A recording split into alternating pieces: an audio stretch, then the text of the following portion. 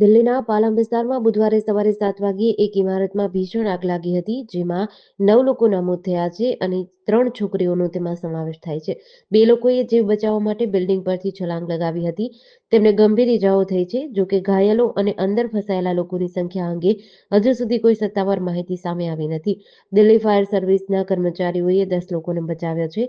લગભગ 30 fire brigade ઘટના સ્થળે હાજર છે અને આગ પર કાબુ મેળવી લીધો છે. હાલમાં આગ લાગવાના કારણો જાણી શકાયા નથી. સ્થાનિક લોકોના જણાવ્યા અનુસાર આગ શોર્ટ સર્કિટના કારણે લાગી હતી અને ઝડપથી ફેલાઈ ગઈ હતી. ઇમારતમાં તે સમયે 10-15 લોકો હાજર હતા. તેમાંથી કેટલાક મૃતદેહો મળી આવ્યા છે. મૃતકોની સંખ્યા વધવાની આશંકા છે. સંબંધિત એજન્સીઓ મામલાની તપાસ કરી રહી છે. આ ઘટનામાં માર્યા ગયેલા 8 લોકોના મૃતદેહ મણિપાલ હોસ્પિટલ અને એક મહિલાનો મૃતદેહ આઈજીઆઈ હોસ્પિટલે લાવવામાં આવ્યો હતો. ઈરાનમાં એક માણસને ઇઝરાયેલની ગુપ્તચર એજન્સી મોસાદ માટે જાસૂસીના આરોપમાં ફાંસી આપવામાં આવી છે. તસ્નીમ ન્યૂઝ એજન્સી અનુસાર તેણે દેશના સંવેદનશીલ વિસ્તારોની તસવીરો અને મહત્વપૂર્ણ માહિતી મોસાદને મોકલી હતી. રિપોર્ટ અનુસાર આરોપીને ગત વર્ષે જૂનમાં સવજ-બલાગ શહેરમાંથી ધરપકડ કરવામાં આવી હતી, જ્યારે ઈરાન અને ઇઝરાયલ વચ્ચે 12 દિવસથી યુદ્ધ ચાલી રહ્યું હતું. તેને સ્વીડનમાં ઓનલાઈન ભરતી કરવામાં આવ્યો હતો અને એક ટ્રાવેલ લિંક દ્વારા તેનો સંપર્ક કર્યો હતો. આ દરમિયાન ઈરાને તેના મોટા નેતા અલી લારીજાનીના મૃત્યુ પછી ઇઝરાયેલના ઘણા શહેરો પર મિસાઇલ હુમલો કર્યો છે. ઈરાનની ઇસ્લામિક રેવોલ્યુશનરી ગાર્ડ કોર્પ્સે જણાવ્યું કે તેણે ઇઝરાયલ પર ખોરમ શહેર 4 જેવી મિસાઇલ છોડી હતી. ઇઝરાયેલનું કહેવું છે કે તેણે ઘણી મિસાઇલોને હવામાં રોકી હતી, પરંતુ કેટલાક શહેરોમાં કાટમાળ પડવાથી અકસ્માતો થયા છે, જેમાં 2 લોકોના મોત થયા છે. ગુજરાતમાં ફરી એકવાર કમોસમી વરસાદની ઘાત તોડાઈ રહી છે, જેના કારણે ખેડૂતો ચિંતામાં મુકાયા છે.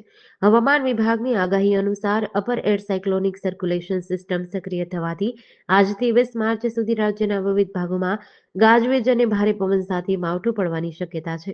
ખાસ કરીને 18 અને 19 માર્ચ દરમિયાન ઉત્તર ગુજરાત, સૌરાષ્ટ્ર અને દક્ષિણ ગુજરાતના અનેક જિલ્લાઓમાં મેઘરાજાની એન્ટ્રી થઈ શકે છે. જોકે આગામી 3 દિવસમાં મહત્તમ તાપમાનમાં 2 થી 3 ડિગ્રી સેલ્સિયસનો ઘટાડો નોંધાશે, જેનાથી બફારા અને ગરમીમાં આંશિક ઘટાડો જોવા મળશે. 19 માર્ચના બનાસકાંઠા, પાટણ, પંચમહાલ, ભરૂચ, સુરત, ડાંગ, તાપી, નવસારી, વલસાડ, દમણ, દાદરા નગર હવેલી, સુરેન્દ્રનગર, રાજકોટ, જામનગર, પોરબંદર, જૂનાગઢ, અમરેલી, ભાવનગર, મોરબી, દ્વારકા, ગીર સોમનાથ, બોટાદ, કચ્છ અને દીવમાં ભારે પવન અને ગાજવીજ સાથે કમોસમી વરસાદની આગાહી કરાઈ છે. ગિરનાર પર્વત પર બિરાજમાન આદ્યશક્તિ મા અંબાના પવિત્ર ધામમાં દારૂ, નોનવેજની મહેફિલ અને દાનચોરી મામલે તંત્ર દ્વારા કાર્યવાહી કરાઈ છે. મંદિરના ભંડારામાં દારૂ, નોનવેજની મહેફિલનો વીડિયો વાયરલ થયા બાદ લાખો ભક્તોની લાગણીને ઠેસ પહોંચી હતી. આ પ્રકારની ઘટનાનું ભવિષ્યમાં પુનરાવર્તન ન થાય તે માટે તંત્ર દ્વારા 11 લોકો સામે પોલીસ ફરિયાદ નોંધાઈ છે. આ ઉપરાંત મંદિરમાં સુરક્ષા વ્યવસ્થા મજબૂત કરવા અને હાલ મહંતની નિમણૂકની ચાલી રહેલી પ્રક્રિયા રદ કરી નવેસરથી કડક માપદંડો સાથે પ્રક્રિયા કરવાનો નિર્ણય લેવાયો છે. તપાસ દરમિયાન બહાર આવ્યું છે કે ગત 22 ઓક્ટોબર 2025ના રોજ મંદિરના મુખ્ય પૂજારી કિશોરસિંહ ચૌહાણના પુત્ર અભિષેક ચૌહાણે પોતાના મિત્રો સાથે મળીને મંદિર પરિસરમાં અનધિકૃત પ્રવેશ કર્યો હતો. આરોપીઓએ ગિરનારની સીડીઓ વાટે ઉપર પહોંચી મંદિરના ગોખના આગળના ભાગમાં દારૂનું સેવન કર્યું હતું. એટલું જ નહીં, ત્યારબાદ અભિષેક ચૌહાણ આ શખ્સોને મંદિરના ભંડારાના રસોઈ ઘરમાં લઈ ગયો હતો, જ્યાં તેઓએ મટનની મેજબાની માણી હતી. ઇન્દોરમાં ઇલેક્ટ્રિક કાર ચાર્જિંગ દરમિયાન શોર્ટ સર્કિટ થવાથી આગ લાગી હતી, જેને 3 મકાનને પોતાની લપેટમાં લીધું હતું. આ ઘટનામાં રબરના વેપારી મનોજ પુગાલિયા અને તેમની સગર્ભા પુત્રવધુ સિમરન સહિત કુલ 8 લોકોના મોત થયા છે, જ્યારે 4 લોકો ઘાયલ છે. મૃતકોમાં 6 લોકો મનોજના સંબંધીઓ હતા, જેઓ મંગળવારે જ બિહારના કિશનગંજથી આવ્યા હતા. આ ઘટના બુધવારે વહેલી સવારે 3:30 થી 4 વાગ્યાની વચ્ચે બંગાળી ચોક પાસે આવેલી ગ્રેટર બ્રિજેશ્વરી કોલોનીમાં બની હતી. પોલીસના જણાવ્યા મુજબ કારથી ઘર સુધી ફેલાયેલી આગે અંદર રાખેલા ગેસ સિલિન્ડરોને પોતાની ઝપેટમાં લીધા હતા. એક પછી એક સિલિન્ડરો ફાટવા લાગ્યા, જેનાથી ધડાકાથી આખો વિસ્તાર ધ્રુજી ઉઠ્યો હતો. આ વિસ્ફોટનો એટલો જોરદાર અવાજ હતો કે મકાનનો એક હિસ્સો ધરાશાયી થઈ ગયો હતો.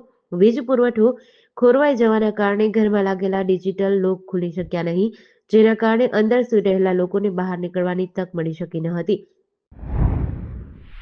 ભાવનગર જિલ્લા જેલની બહારથી અજાણ્યા શખ્સે પ્રતિબંધિત વસ્તુ ધરાવતો દડો જેલની અંદર ફેંકતા દડો હવાલદારના હાથમાં આવ્યો હતો, જે દડાની તપાસ કરતા તેમાંથી સિગારેટનું પેકેટ, મસાલો, તમાકુ, મોબાઈલ સહિતની પ્રતિબંધિત વસ્તુઓ મળી હતી. જે મામલે જિલ્લા જેલના જેલરે નીલમબાગ પોલીસ મથકમાં અજાણ્યા શખ્સ સામે ગુનો નોંધાવ્યો છે. આ બનાવ અંગે નીલમબાગ પોલીસ મથકેથી મળતી માહિતી મુજબ ભાવનગર જિલ્લા જેલના જેલર ગ્રુપ 2 રણજીતસિંહ તેજમાલસિંહ સોલંકીએ ફરિયાદ નોંધાવી હતી કે આજે સવારે જેલની અંદર રેડિયો પ્રિઝન રૂમની સામેની બાજુ આવેલ છોડની પાસે કાળા કલરની સેલોટેપ વીટેલ દડો જેલના હવાલદાર પ્રવીણભાઈ ભોપાભાઈ બારૈયાને મળી હતી. જે દડો ખોલીને તપાસ કરતા તેમાંથી 138 બાગબાન તમાકુની પડીકીવાળો મસાલો, સિગરેટનું 1 પેકેટ, બુધાલાલ તમાકુની પડીકી 5, ચૂનાની ટોટી 4 નંગ, ચાર્જર, કીપેડવાળો બેટરી સાથે સિમ કાર્ડ વગરનો મોબાઈલ મળી આવ્યો હતો. સમગ્ર ગુજરાત રાજ્યમાં અત્યારે ગરમીનો સતત પારો ઉચકી રહ્યો છે, જેના પરિણામે ડિહાઇડ્રેશન અને હીટ સ્ટ્રોકના કેસો વધી રહ્યા છે. ખાસ કરીને રાજકોટમાં માર્ચ મહિનાના પ્રારંભથી જ તાપમાનનો પારો 41 ડિગ્રીને પાર થયો છે. આકરી ગરમી અને ગરમ લૂના કારણે શહેરીજનો અકળાઈ રહ્યા છે. ત્યારે આ પરિસ્થિતિને પહોંચી વળવા રાજકોટ સિવિલ હોસ્પિટલ તંત્ર સંપૂર્ણ સજ્જ થઈ ગયું છે. લૂ લાગવાથી કે હીટ સ્ટ્રોકના કારણે બીમાર પડતા લોકોની ત્વરિત અને શ્રેષ્ઠ સારવાર માટે હોસ્પિટલ દ્વારા ખાસ 20 બેડનો વોર્ડ ઊભો કરાયો છે, જેમાં 5 અનુભવી તબીબો તેમજ નર્સિંગ સ્ટાફ ખડે પગે રહેશે. રાજકોટ સિવિલ હોસ્પિટલ માત્ર શહેર પૂરતી મર્યાદિત નથી, પરંતુ સૌરાષ્ટ્રભરમાંથી દર્દીઓ અહીં આવે છે. આ બાબતને ધ્યાનમાં લઈ હોસ્પિટલના ઇમરજન્સી વિભાગની ઉપર વોર્ડ નંબર 10ના બિલ્ડિંગમાં હીટ સ્ટ્રોકના દર્દીઓ માટે એક અલાયદો સ્પેશિયલ વોર્ડ તૈયાર કરાયો છે. તાપી જિલ્લાના મુખ્ય મથક વ્યારાનગરમાં એક ચોંકાવનારી ઘટના બની છે. એક 60 વર્ષીય વૃદ્ધે એક સગીર બાળક સાથે જાતીય સતામણી કરી હોવાની ફરિયાદ નોંધાઈ છે. આ ઘટના બાદ વ્યારા પોલીસે કાર્યવાહી કરી આરોપીની ધરપકડ કરી હતી. ગત 10 માર્ચ 2026ના રોજ રાત્રિના સમયે 9 વાગ્યે સગીર બાળક પોતાના ઘરની બહાર રમતો હતો. આ દરમિયાન પાડોશમાં દુકાન ધરાવતા 61 વર્ષીય જાવેદ ગુલાબશેખ નામના શખ્સે બાળકને 5 રૂપિયાની લાલચ આપી પોતાની દુકાનમાં બોલાવ્યો હતો. જ્યારે બાળક દુકાનમાંથી બહાર નીકળવાનો પ્રયાસ કરી રહ્યો હતો, ત્યારે આરોપીએ તેનો હાથ પકડી બળજબરીથી પોતાના ખોળામાં બેસાડી દીધો હતો. તેણે બાળકની કમરના ભાગે અડપલા કરી તેના ગુપ્ત ભાગે સ્પર્શ કરવાનો પ્રયાસ કર્યો હતો. બાળકને ચૂપ રાખવા અને લાલચ આપવા માટે આરોપીએ તેને 5 રૂપિયા પણ આપ્યા હતા. વાપી મહાનગરપાલિકા દ્વારા બાકી વેરાની વસૂલાત માટે સઘન ઝુંબેશ હાથ ધરાઈ છે. આ કાર્યવાહી અંતર્ગત નોટિસ આપવા અને મિલકતો સીલ કરવાની કામગીરી હાથ ધરી છે, જેના પરિણામે મિલકત ધારકોમાં વેરો ભરવા અંગે જાગૃતિ જોવા મળી રહી છે. માર્ચ મહિનાના પ્રથમ 15 દિવસમાં 3512 મિલકત ધારકોએ પોતાનો બાકી વેરો ભરી દીધો છે, જેનાથી મહાનગરપાલિકાની ₹2,26,00,000ની આવક થઈ છે. આગામી 1 એપ્રિલથી બાકી વેરાની તમામ રકમ પર 12% વ્યાજ લાગુ પડશે. અત્યાર સુધીમાં 2025-26ના કુલ 41 કરોડની વસૂલાત થઈ ચૂકી છે. કરવેરા વિભાગની ટીમોએ વિવિધ વિસ્તારોમાં સર્વે કરીને વર્ષોથી વેરો ન ભરતા બાકીદારોની રહેણાંક મિલકતો સીલ કરવાની કાર્યવાહી હાથ ધરી છે.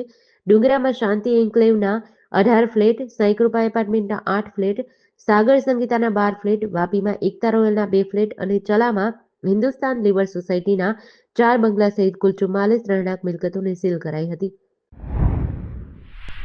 જામનગર પંચકોશી એ ડિવિઝન પોલીસે ધુતારપર ગામની સીમમાંથી 200 લીટર દેશી દારૂનો જથ્થો ઝડપી પાડ્યો છે.